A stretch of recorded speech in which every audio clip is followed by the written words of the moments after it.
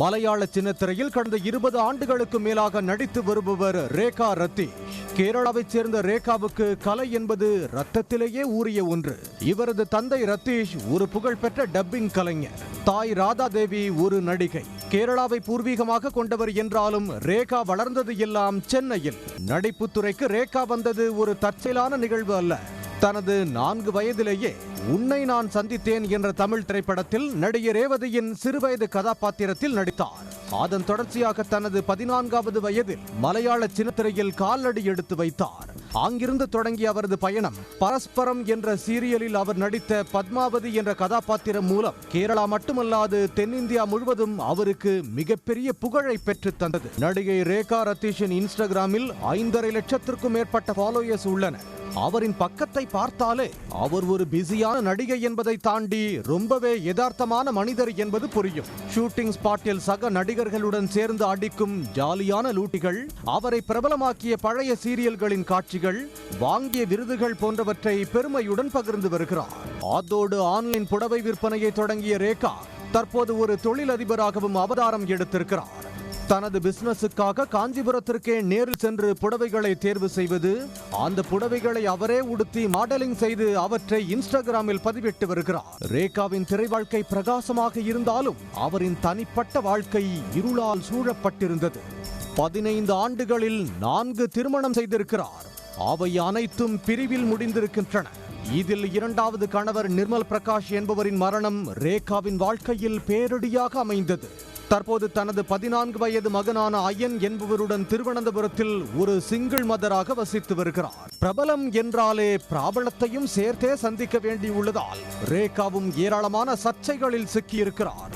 குறிப்பாக இன்று வரை அவர் சமூக வலைதளங்களில் கேலிக்கும் கிண்டலுக்கும் ஆளாவதற்கு மிக முக்கியமான காரணமாக அமைந்தது 2011-12 காலகட்டத்தில் அவர் கலந்து கொண்ட ஒரு ரியாலிட்டி ஷோ.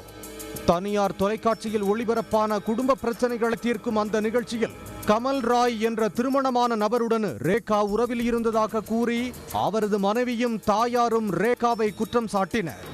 அப்போது ரேகா தனது தரப்பை துணிச்சலாகவும் சற்றே ஆக்ரோஷமாகவும் வாதிட்டு அவருடன் தான் வாழ்வேன் என்று பிடிவாதமாக பேசினார். அதோடு தொகுப்பாளர் விதுபாலாவின் அறிவுரைக்கு எதிராகவும் ரேகா வாதிட்டார். அந்த எபிசோடு தொலைக்காட்சியில் வெளியான பிறகு கேரளாவில் ரேகாவுக்கு எதிராக கடும் எதிர்ப்பு எழுந்து ஒரு குடும்பத்தை சிதைத்தவர் என்ற நெகட்டிவ் பெயர் உருவானது. இதனால் சில காலம் சீரியல் வாய்ப்புகளும் பாதிக்கப்பட்டன. அந்த வீடியோ பல ஆண்டுகளாக இணையத்தில் சுற்றி வருவதால் இன்றும் அவர் சமூக வலைதளத்தில் ஏதாவது பதிவு போட்டால் அந்த பழைய சம்பவத்தை குறிப்பிட்டு சிலர் கர்மா என கமெண்ட் செய்து துன்புறுத்தி வருகின்றனர். அந்த நிகழ்ச்சியில் கலந்து கொண்டது தனது வாழ்க்கையின் மிக மோசமான முடிவு என்றும் அங்கு நடந்தவை எடிட் செய்யப்பட்டு தனக்கு எதிராக காட்டப்பட்டது என்றும் ரேகா தனது வருத்தத்தை பல்வேறு இடங்களில் பதிவு செய்து வந்திருக்கிறார்.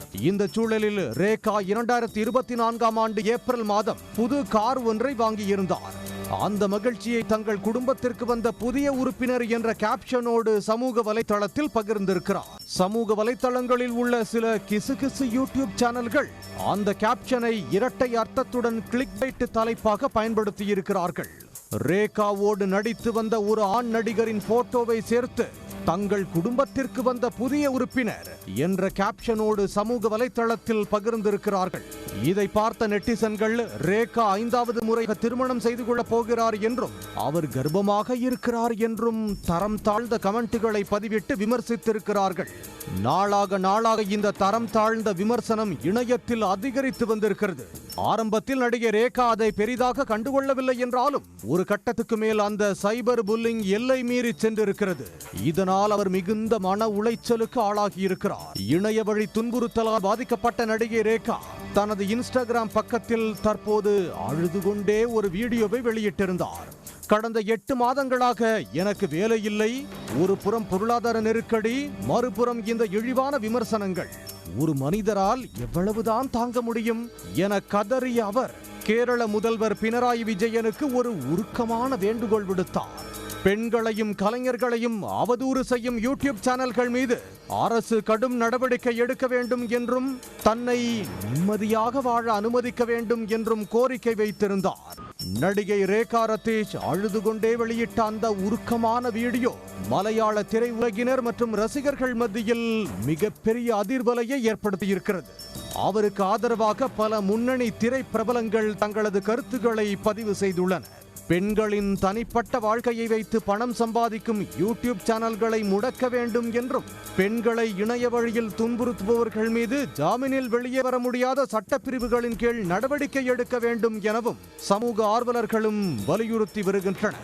இணையத்தில் இந்த விவகாரம் பூதாகரமாக வெடித்த நிலையில் ட்ரோல் வீடியோ வெளியிட்டு எல்லை மீறிய சில யூடியூப் சேனல்கள் அந்த வீடியோக்களை நீக்கி வருவதாக சொல்லப்படுகிறது. ரேகா ரத்தீஷின் இந்த போராட்டம் சோசியல் மீடியாவில் வேரூன்றி உள்ள நச்சுத்தன்மைக்கு எதிரான குரலாகவே பார்க்கப்படுகிறது. உடனுக்குடன் செய்திகளை தெரிந்து கொள்ள சன் நியூஸ் பெல் ஐகானை கிளிக் பண்ணுங்க.